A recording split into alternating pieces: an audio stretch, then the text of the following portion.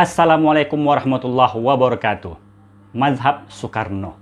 Kira-kira pemikiran Soekarno bisa nggak dijadikan mazhab? Maka dalam kesempatan kali ini, kita akan mengulas apa itu mazhab. Bagaimana pemikiran seseorang, ijtihad seseorang bisa menjadi mazhab. Dan bagaimana mazhab itu bisa menjadi hukum di dalam Islam. Simak terus channel kita. Baik kawan-kawan, secara bahasa, mazhab itu diambil dari kata zahaba yazhabu. Kemudian berubah menjadi mazhaban, yang artinya bisa pergi dan juga berarti pendapat.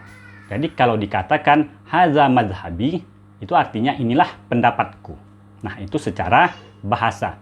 Adapun secara istilah, secara umum mazhab itu bermakna prinsip-prinsip atau pandangan-pandangan seorang ahli ilmu atau sekelompok intelektual.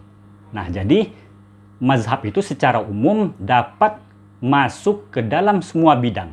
Jadi kalau dikatakan mazhab, ada mazhab di bidang ekonomi, ada mazhab di bidang pemikiran, ada juga mazhab di bidang fikih. Namun hanya saja kata-kata mazhab ini lebih populer kita simak kalau itu bersangkutan dengan masalah fikih. Dan sebenarnya di dalam Islam sendiri bukan hanya fikih saja, ada juga mazhab di bidang ilmu kalam. Nah, mazhab ilmu kalam itu seperti Syiah, Sunni, Murji'ah, Qadariyah, Jabariyah, dan lain-lain. Artinya ilmu kalam ini jelas berbeda dengan ilmu fikih. Kalau ilmu kalam ini pembahasannya tentang ilmu tauhid, akidah, atau sesuatu yang berkaitan dengan ketuhanan, konsep kenabian, kemudian surga dan neraka, dan lain sebagainya. Nah, sementara mazhab fikih adalah mazhab yang cakupannya itu adalah seputar tentang hukum-hukum Islam yang amaliyah sehari-hari, bukan persoalan-persoalan akidah. Nah, kemudian mazhab seperti yang kita katakan tadi, mazhab itu maknanya itu luas. Nah, bisa di bidang ekonomi, maka untuk sekarang ini ada juga mazhab pemikiran. Maka dapat kita katakan seperti komunisme, kapitalisme, sosialis itu bisa dikategorikan mazhab. Maka ada sebuah buku yang judulnya itu Al-Mazahibul Fikriyah Al-Mu'asirah. Nah, buku ini dia tidak mengulas tentang mazhab-mazhab fikih, tetapi dia mengulas tentang mazhab-mazhab pemikiran kontemporer. Nah, kalau begitu, di dalam Islam ada juga namanya mazhab fikih. Nah, inilah yang sekarang ini yang lebih kita populer. Kalau kita katakan mazhab, maka ingatan kita rata-rata merujuk kepada mazhab fikih tentang amalia-amalia keseharian kita di dalam beribadah, apakah itu bermuamalah ataupun masalah pernikahan. Nah, kalau begitu apa itu mazhab fikih?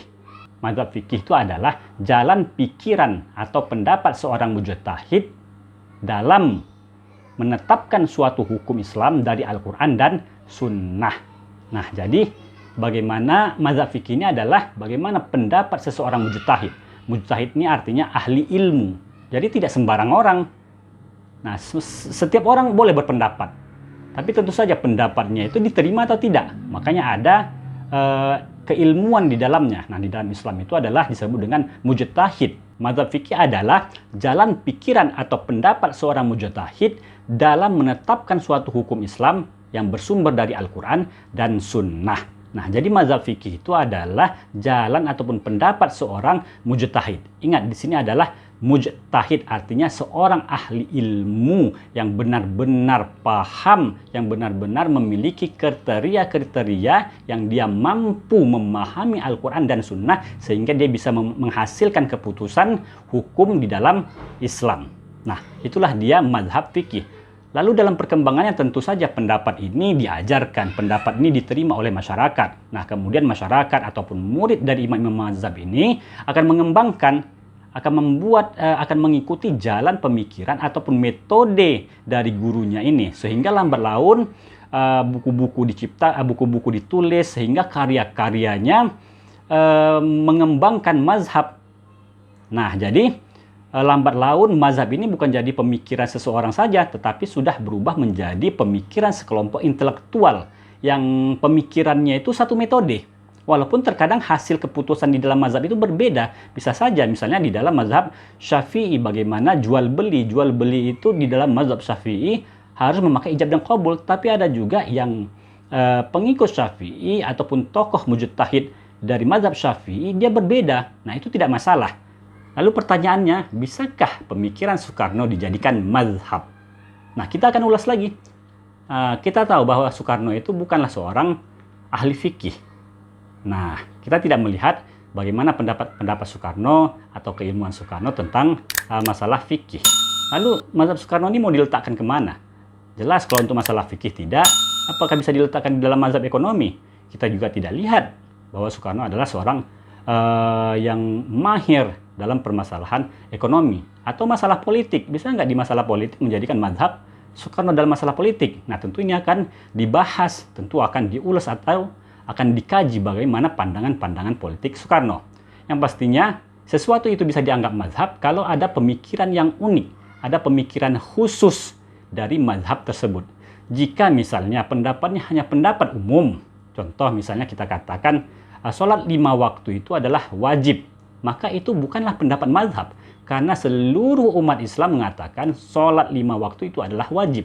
Tapi yang disebut mazhab itu bisa dikategorikan mazhab adalah kalau ada pendapat-pendapatnya yang khusus, yang berbeda dengan pendapat yang lain, maka bisa dikategorikan mazhab. Kembali kita ke masalah fikih. Nah, Soekarno itu bukanlah ahli fikih.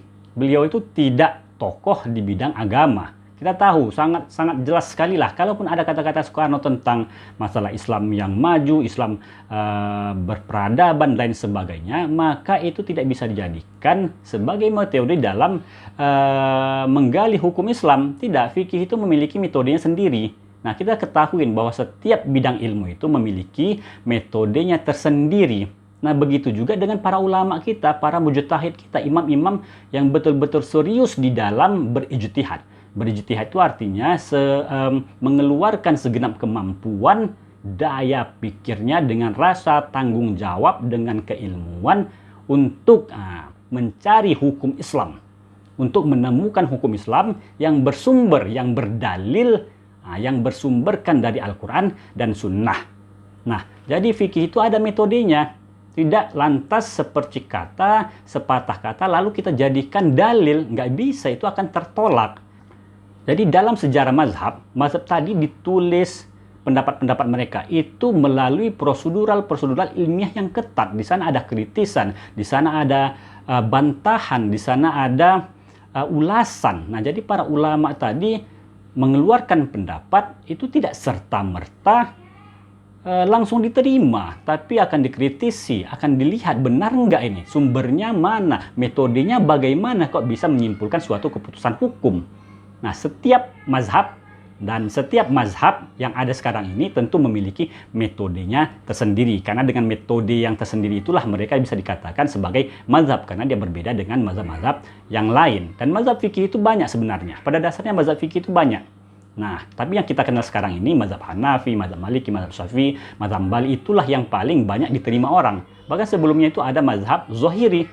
Bahkan mazhab Zohiri ini mazhab yang termasuk kelima yang terbesar. Bahkan pada waktu itu sempat dia itu dikategorikan sebagai mazhab yang keempat terbesar.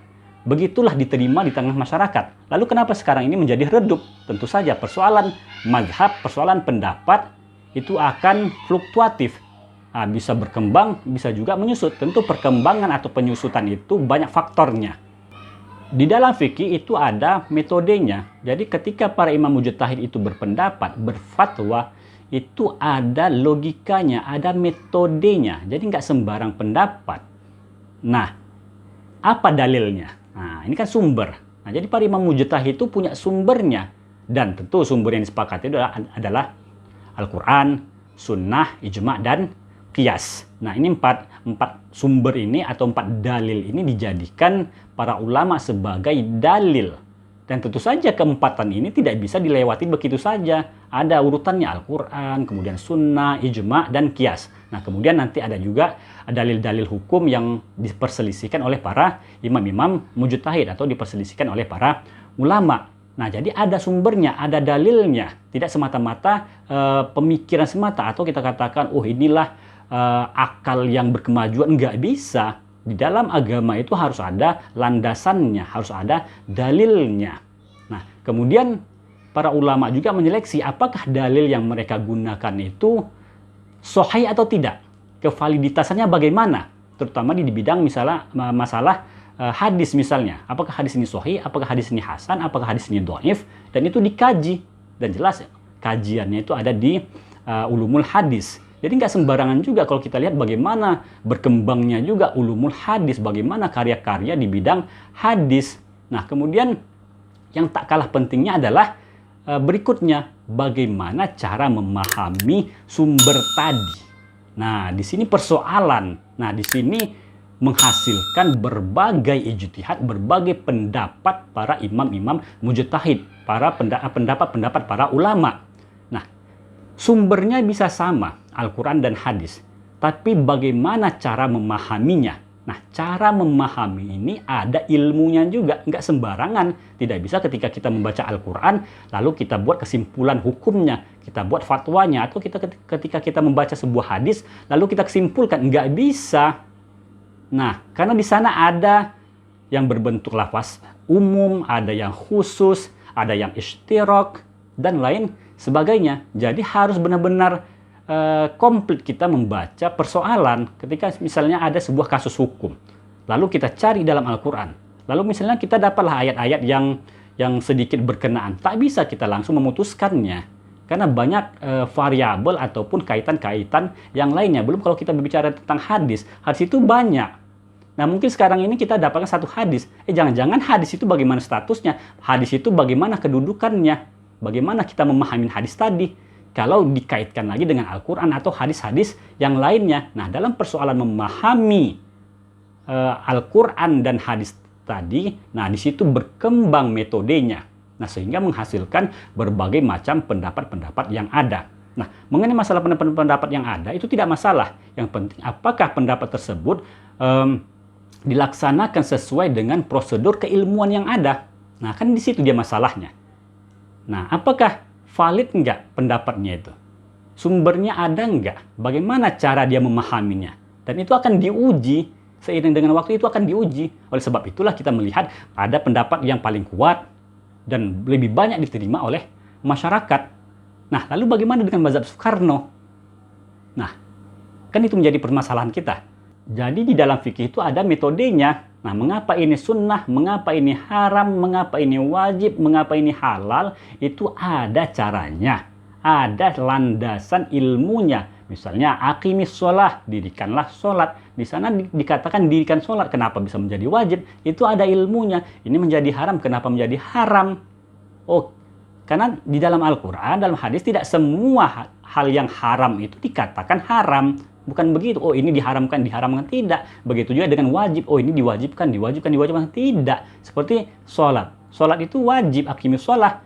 Tapi tidak ada dikatakan di sana, diwajibkan atas kalian sholat. Tidak. Itu ada ilmunya mengapa sesuatu itu menjadi wajib, menjadi haram. Dan itulah pekerjaan para imam-imam mujtahid dengan ilmu-ilmu yang ada pada mereka. Dan terakhir saya ingin menyatakan, setiap orang boleh berjtihad, boleh berfatwa. Tapi apakah dia memiliki ilmu-ilmu untuk itu? Sama halnya dengan setiap orang boleh menjadi dokter, tapi punya nggak dia ilmu kedokteran? Setiap orang boleh menjadi arsitek, membangun rumah, tapi punya nggak dia ilmu pertukangan? Nah, jadi ada tanggung jawab dalam hal itu. Bukan seenak-enak kita saja, oh semua orang kan boleh berpendapat, hum rijal wa nahnu rijal. Oke, tapi punya nggak kita syarat-syarat keilmuan tadi? Kan itu menjadi masalahnya. Boleh, silakan semua orang menjadi dokter, boleh. Tapi apakah punya nggak dia ilmu tentang kedokteran tadi? Nah, itulah yang menjadi tanggung jawab keilmuan. Demikian saja, semoga bermanfaat. Assalamualaikum warahmatullahi wabarakatuh.